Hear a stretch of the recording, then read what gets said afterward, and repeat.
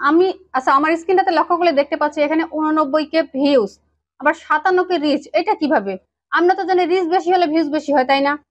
আবার ইমপ্রেশনের বেলায় দেখতেছি অন্যরকম। কারণগুলো কি? চলেন জেনে আসি। ভিউজ, রিচ, ইমপ্রেশন এই ব্যাপারগুলো কি এবং এগুলো কিভাবে কাউন্ট হয়। রিচ এবং ইমপ্রেশন এই দুইটা টার্ম অনেক সময় একই রকম ব্যবহার করা হয়ে থাকে, তবে এদের মধ্যে কিন্তু স্পষ্ট পার্থক্য রয়েছে। স্ক্রিনে আপনারা একটু লক্ষ্য করেন, আমি একটু আপনাদের দেখানোর চেষ্টা করব যে রিচটা আসলে কি। রিচ মানে হচ্ছে কতজন আলাদা ব্যক্তি আপনার কন্টেন্টটি দেখছে। আলাদা ব্যক্তি বলতে ইউনিক ইউজার, এখানে কতজন দেখছে এটাই ম্যাটার করবে। আমি যদি উদাহরণ দিয়ে আপনাদেরকে বোঝানোর চেষ্টা করি, তাহলে যদি আপনার একটা পোস্ট 100 জন আলাদা আলাদা লোক দেখে, এখানে রিচ কিন্তু 100 জনই হবে। আশা করছি রিচের বিষয়টা বুঝতে পারছেন। রিচ মানে কিন্তু পৌঁছানো, কতজন আলাদা আলাদা ব্যক্তি আপনার কন্টেন্ট দেখলো বা পৌঁছালো আপনার পোস্টের মধ্যে, সেটাকে আমরা রিচ বলে কাউন্ট করব। এরপর রয়েছে ইমপ্রেশন। তো ইমপ্রেশনের ব্যাপারটা হচ্ছে যে ইমপ্রেশনে আপনার কন্টেন্টটি মোট কতবার দেখা হয়েছে সেটা এখানে কাউন্ট করা হবে।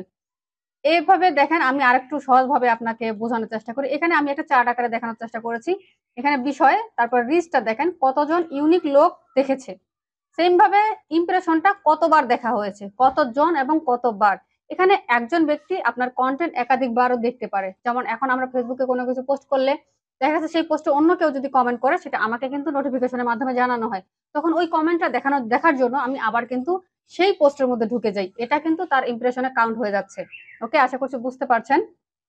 এরপরে কাউন্টের ব্যাপারটা দেখেন, ইউনিক ভিউয়ার, ইউনিক লোক হতে হবে। একজন ব্যক্তি একাধিকবার দেখলেও রিচ একবারই দেখাবে।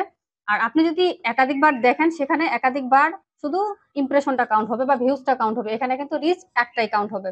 মানে আপনি একজন ব্যক্তি একবার একটা পোস্ট দেখেছে, আপনি একটু মানে ফটোটা দেখে বুঝতে পারবেন। 3 জন ব্যক্তি দেখেছে, 3টা রিচ। একজন ব্যক্তি আবার 3বার দেখেছে, এখানে 3টা ইমপ্রেশন। আশা করছি ব্যাপারটা আপনাদের মধ্যে ক্লিয়ার হয়ে গেছে। এরপর সংক্ষেপে মনে রাখার টিপস হচ্ছে রিচ কতজন দেখলো, ইমপ্রেশন কতবার দেখলো, জাস্ট পার্থক্য এটাই। ওকে, আশা করছি আপনাদেরকে বোঝাতে পেরেছি। যদি বোঝাতে না পারি আপনারা চাইলে কমেন্ট করতে পারেন, তবে এর উপরে বোঝানোর আসলে আর কোনো ওয়ে আছে কিনা আমি ঠিক জানি না। তো মোটামুটি রিচ, ইমপ্রেশন এবং ভিউস এর ব্যাপারটা হচ্ছে এই, কিভাবে কাউন্ট হয়, ব্যাপারগুলো কি, সবগুলো আপনারা আশা করছি ক্লিয়ার হয়ে গেছেন। কোনো জিজ্ঞাসা প্রশ্ন থাকলে অবশ্যই কমেন্ট বক্সে কমেন্ট করতে পারেন। দেখা হচ্ছে পরবর্তী ভিডিওতে। সকালে ভালো থাকবেন, সুস্থ থাকবেন। আল্লাহ হাফেজ।